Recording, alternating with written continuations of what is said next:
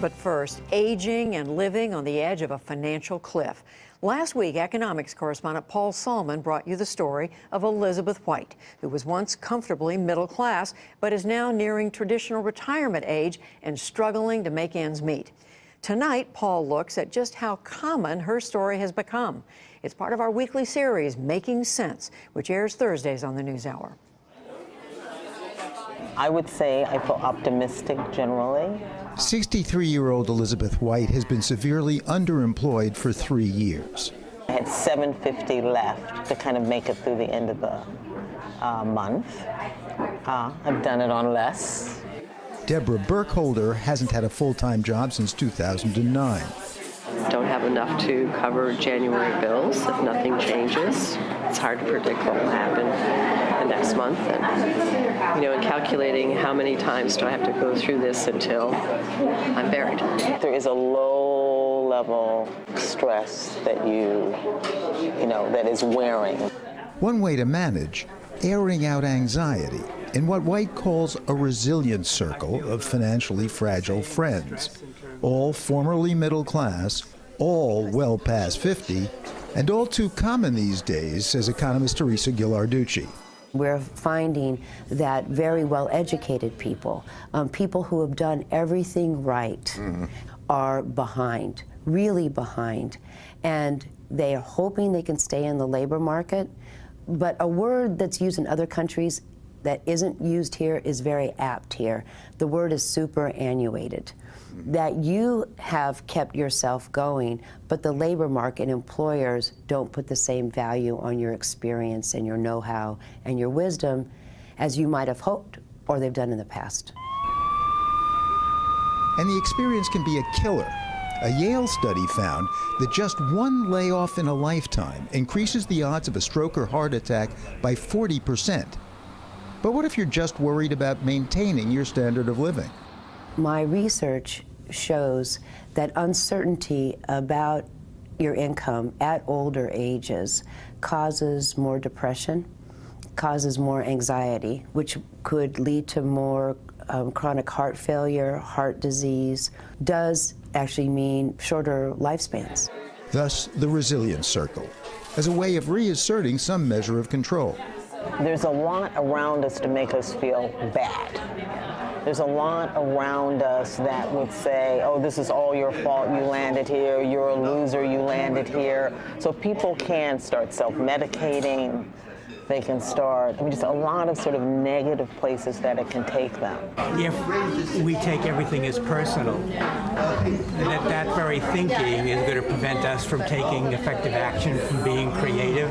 Coming and having these conversations always anchors me in a different way so that I can tell myself a better story.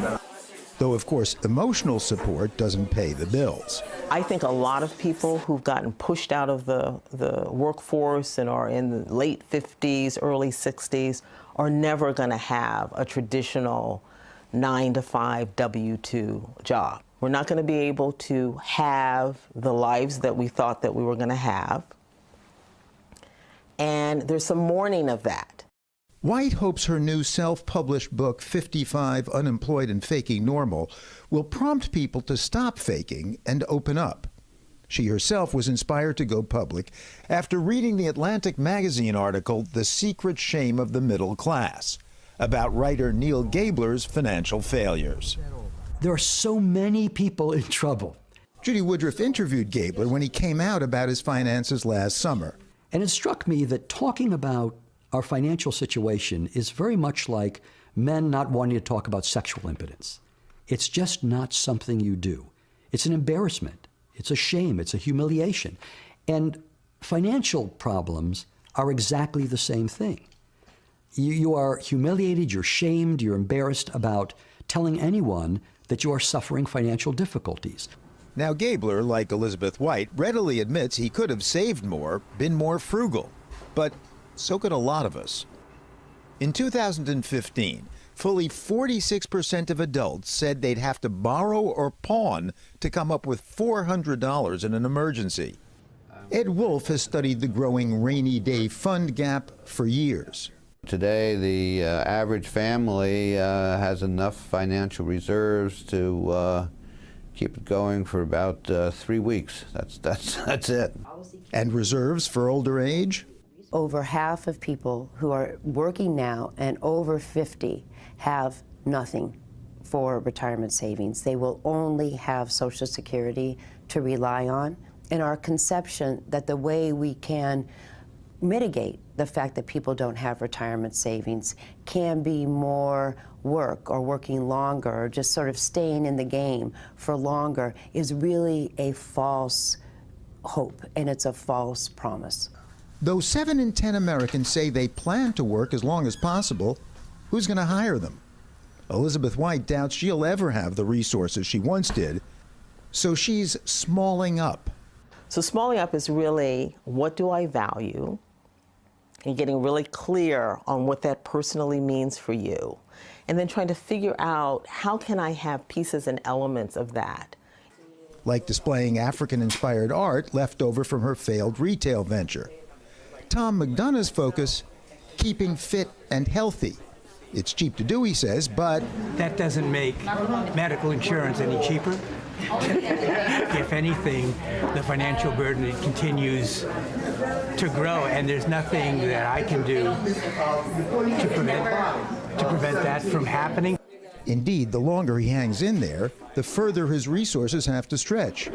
Flory Lazier's okay for now, but her sister and niece had to move in with her 2 years ago. Sister hasn't worked in a number of years, lost her home. She's an aerospace engineer, for goodness sake. She's the brilliant one in the family. And so for me to see her in that place is very tough.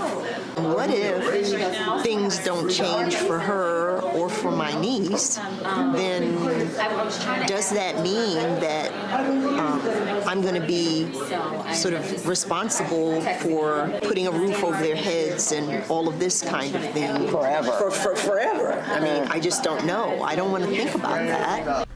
Elizabeth White's bottom line? Share your plight, pare back to the basics, and try to help those of us still comfortable to understand that they're but for the grace of God.